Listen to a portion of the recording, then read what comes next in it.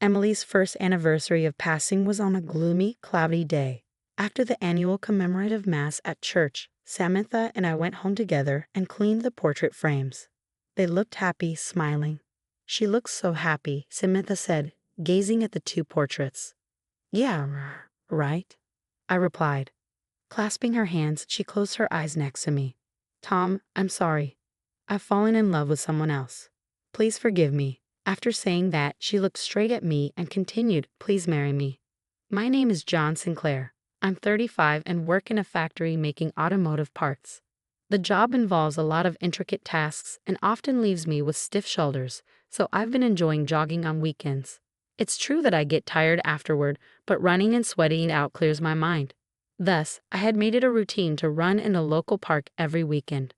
That day, I put on my sneakers and headed out for a jog as usual. It was a beautifully sunny morning, perfect for a deep breath of fresh air. I started out full of energy, sprinting away.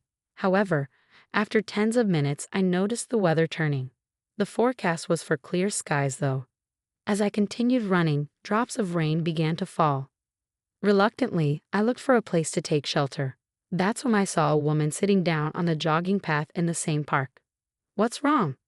I normally wouldn't approach a stranger, but I couldn't just leave someone sitting in the rain. "Oh, I'm all right, thank you," she said. "Did you hurt yourself?" I asked, noticing she was holding her right ankle in pain. She looked about my age, slender and stylish. "It seems I've twisted it a bit," she replied. When I checked her ankle, it was quite swollen. I applied some cooling spray to the affected area and draped a towel over her head, offering to carry her. "No, it's all right. I'm too heavy," she protested. "But you can't walk, right?" "I'll just carry you to a covered spot," I insisted. Saying that, I lifted her up by her arms. We reached a covered rest area in the park where I gently set her down. "Thank you very much," she said. "No worries. I might as well rest here until the rain stops," I replied. Her name was Samantha Rio. Despite looking very young, I was surprised to hear she was actually 48. It felt like I was meeting a real-life ageless beauty for the first time. She was very cheerful, and we hit it off as if we'd known each other for ages. She had married young and had a daughter. "My daughter's already eligible to marry, but she still doesn't have a boyfriend, which worries me." Samantha laughed as she said that, clearly as a mother. Eventually, the rain stopped and the sun came out. I carried her to the main road and got her into a taxi. Although I felt more tired than during my usual jogging, it had been a pleasant time. Having exchanged contacts, she called me that night after seeing a doctor. "Thank you so much for today. If it's all right with you, would you like to meet my daughter sometime?" The unexpected offer left me a bit bewildered. However, Samantha was such a great person that I really wanted to meet her daughter too. I had been harshly dumped by a previous girlfriend after giving my all for her. I was casually discarded as a boring man. Due to that, I had some trauma with relationships, but for some reason, I felt no weariness towards Samantha and her daughter. Her daughter, named Emily, was bright and always smiling, just like her mother. We hit it off the moment we met and naturally progressed into a relationship. Samantha's husband had passed away from illness 10 years ago, so it had been just the two of them teaming up in life. They always welcomed me warmly, and I thoroughly enjoyed spending time with the three of us. After dating Emily for 6 months, I proposed. Of course, she accepted, saying, "John, let's make a happy home together." I moved in with them. However, that blissful life didn't last long. At her first medical checkup after getting married, cancer was discovered in Emily. I was incredibly down, but Samantha encouraged me with her strong demeanor. "She will be fine. Let's believe," she said. Emily quickly entered a tough battle with her illness. "I'll be fine. I won't die," she would say, her endlessly bright and positive attitude encouraging me. Although her battle with the disease was fierce, she bravely fought on. All I could do was support her by her side.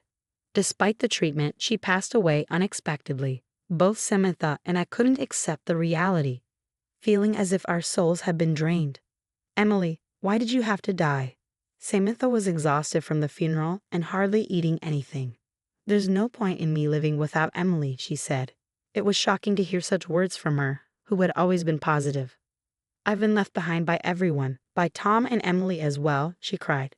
Tears streamed down Samantha's face, and even standing seemed painful for her. I'm here for you, Samantha, I said, surprising myself with those words, hoping to bring her back to her senses. Tom, thank you.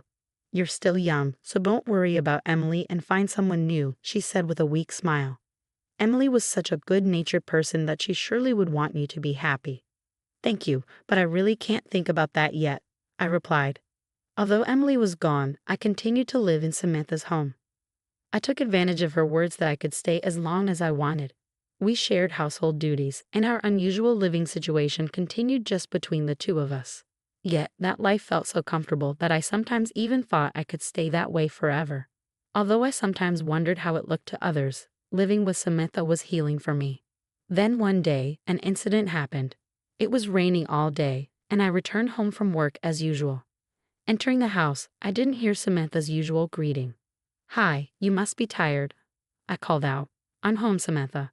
Are you there? I exclaimed, searching from the living room to the bathroom. I found her collapsed on the floor. Samantha, are you all right? Hang in there. Seeing her unconscious, I panicked.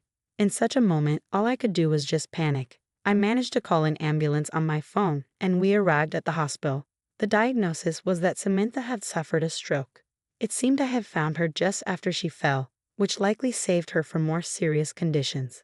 The tests showed it was in the early stages, so medication and therapy were recommended. During the 3 weeks she was hospitalized, I visited her almost every day. I didn't feel like going empty-handed, always bringing flowers or some light snacks. She always modestly refused to accept them, saying it was too much. She even told me that it wasn't necessary to visit every day. But I just wanted to see her.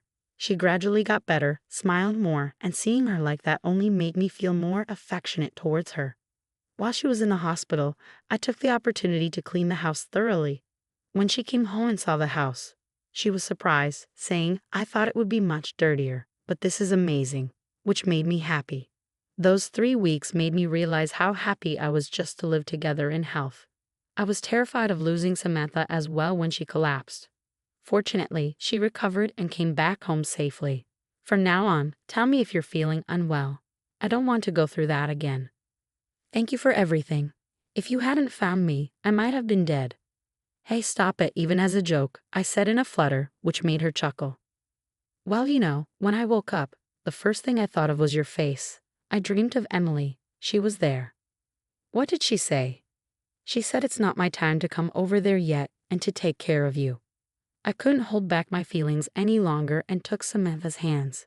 I agree with Emily. Samantha, can I stay by your side forever? She looked surprised. Why, John, what are you saying? She didn't mean. Yes, that's exactly what she meant.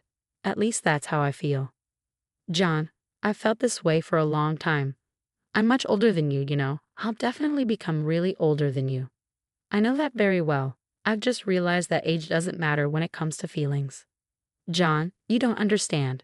You might think so now, but you'll regret it someday. That won't happen. My feelings won't change. Seeing you collapse made me realize how important you are to me. From now on, I also need to take care of you. Samantha was silent for a while, but then she gently squeezed my hand back. John, thank you. Can I really? Thus, we became a couple. Even so, we didn't formalize it with marriage, just continuing to live together. Yet I was completely content and fulfilled. I hoped that peaceful life would continue forever. However, as a man, I felt I needed to make things official at some point. I planned a proposal and even prepared a ring, but I was unsure when to present it. While I was hesitating, the first anniversary of Emily's passing arrived. It was a gloomy, cloudy morning from the start. After the annual commemorative mass at church, Samantha and I went home together. On a shelf in the living room, Emily's portrait was next to that of her father, Tom. We cleaned the shelf and portrait frames, putting fresh cut flowers around their portraits. They look happy, smiling, Samantha said, looking at the 2 portraits.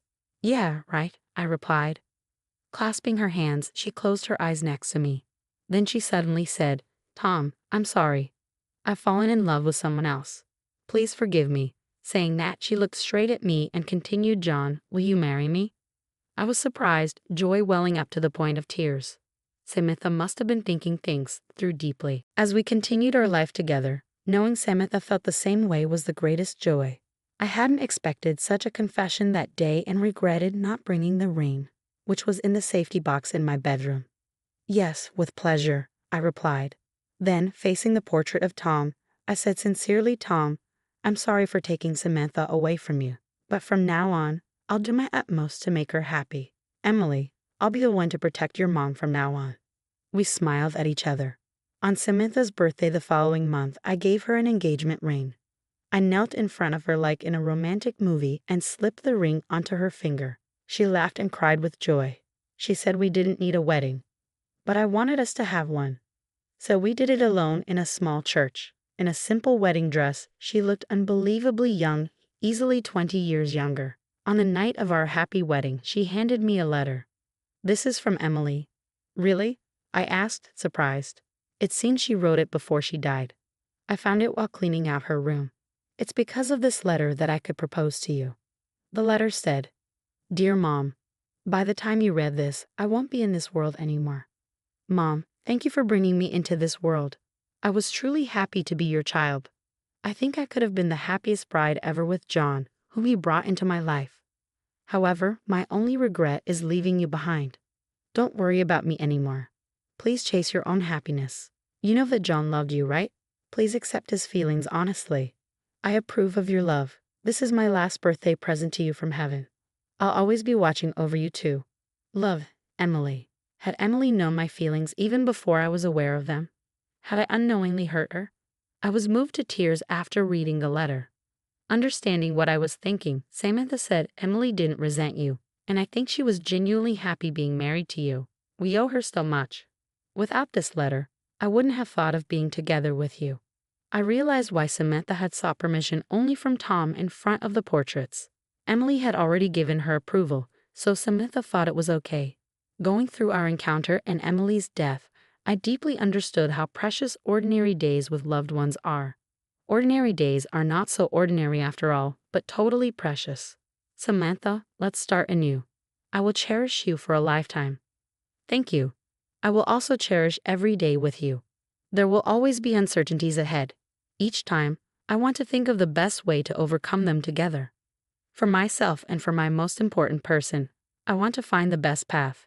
My dream is to spend a happy life without giving up until the end. I've decided to cherish every moment with her, to live a life without regrets. 2 years into our marriage, now past 50, Samantha is still full of vitality. Our neighbors even say she seems to get younger. While working, I studied to become a caregiver, earning my certification. If Samantha ever needs it, I want to be the one to take care of her. That's why I wanted to prepare. One day this year, we were again in front of Tom and Emily's portraits. As you see, we've been getting along well. We are living happily. We both addressed the portraits. Just then, a pleasant breeze passed through as if Emily was gently smiling at us.